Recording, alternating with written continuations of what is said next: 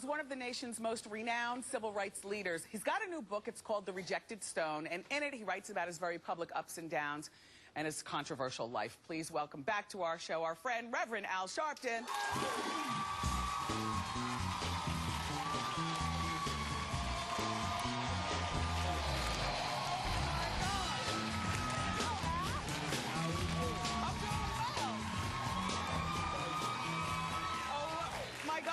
You're like a waif, a twink. You are so thin. You look terrific. I feel terrific. I mean, Al, is this your skinniest? Yeah, this is the smallest I've ever been. I'm about 138 pounds. I've never been this small. 138? Yes. Wow. But you used to weigh almost 400. Yep. So yep. Yeah, I looked at Ruben earlier in the show and started having flashbacks. I was doing push-ups. Yes, yeah. Well, Ruben is a big one, but you know what? It's not easy. And you lost yours. I've asked you before, did you get one of the surgeries? And you said no. I stopped eating meat. I stopped eating any sugars. I don't eat after 6 o'clock at night. I eat fish twice a week, no chicken. And I work out. And I am slim, trim, and ready for whatever mess Wendy throws at me. Oh!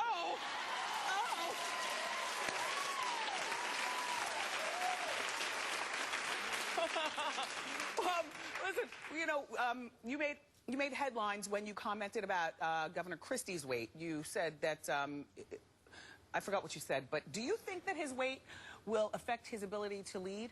I think that it will affect how some people look at him. Yeah. I don't think we ought to be biased against people that are heavy.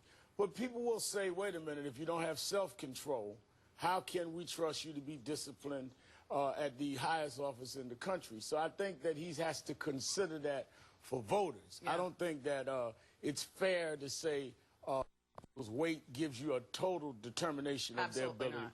But I think that he's got to really weigh that. Yeah, well, I mean, pun intended. Yeah, you know, he got the surgery, so we'll see, you know, what happens. So you're still fighting for the N-word in lyrics and music, I understand.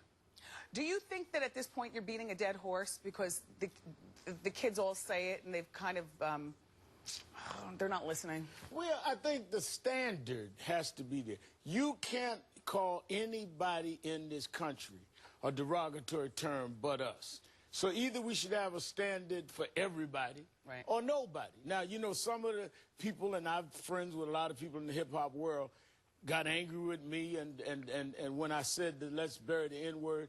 But I said to them, you can't go in the studio and do lyrics against any other racial group or sexual group. Why us? So if you want to have free speech, do it against everybody. Yeah. If you don't, then don't do it against anybody. But you can't say, I can't say anything I want about anybody else, but I can call blacks the N-word and that's free speech. That's a double standard. I don't go with that.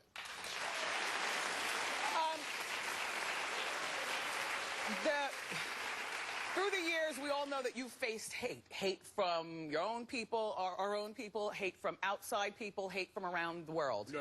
Haters are out there. How do you deal with, though, in your own community, you expect people hating on you? A lot of people in our own community have loser complexes, so they think we can't handle a bigger stage. You going from radio to where you are now. Right. It's because she's going to change. Because in their mind, you can't handle the bigger stage. So when I got my television show on MSNBC and radio show syndicated and built National Action Network, we have offices all over the country. Right. Oh, is Al going to sell out? Because they don't think you can handle the stage because they can't. I don't let losers decide how big and how successful I can be. Let me say this. Last time I was here, we talked about I was just going on television. You said, are you going to stay out there on the issues? I've been on television now 2 years. In those 2 years, I've led the Trayvon Martin fight, the voter ID fight, the March on Washington anniversary, the jobs fight, stood by the president. All in the 2 years that I've still done radio and TV every day, National Action Network open every day in Harlem, 2 offices here in New York, all over the country. I ask all my haters, tell me what you've done. I've done all that and some. All you've done is attack me. Yeah. Now, in the book, One of the things I found comical in Reverend Al's book is that you've always been called Reverend even when you were a little boy. You know, when I was 4 years old, I was a member of the Junior Usher Board of Washington Temple Church. They asked what I wanted to do on the Usher's anniversary. I said I wanted to preach, and they let me preach, and I grew up as a boy preacher. And when I went to school, I had a little problem because I would write on my homework, Reverend Alfred Sharpton. Oh, God. And the teachers got mad. You can't do that. I said, but I'm a minister. My mother had to come to school and help me that was my first act of defiance. I defined myself, and all my life I've stood up. But I grew up a boy preacher. When I was 9, I preached at the World's Fair at Mahalia Jackson. I grew up a boy preacher. Wow.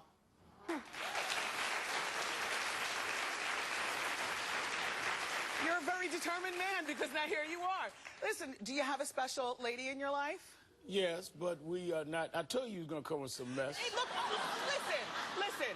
I look at the internet. I saw a picture of you and a lovely young lady named Asia, and I see that she's in the audience sitting next to your daughters. Her name is Aisha. Aisha, sorry, Aisha. Hi, hon. How are you? She's beautiful. The streets have been talking, and I saw the picture. That's it. And hi, Reverend Al's daughters. It's nice. She gets along with the girls. I told the girls and her this was not 60 Minutes. You know Wendy will go there. Ain't no shame in my game. We come out. Yes! But I love guests like you. I not only have a nice lady in my life, I have a new book in my life. There it is. And the book is called Rejected Stone. The Rejected Stone. You know, you taught me how to promote. I'm not going to let you get away with it. I love you, Reverend Al. I love you, Wendy. The book is called Rejected Stone. It's available in bookstores now. Up next, everybody, it's time for Andy. Keep it here.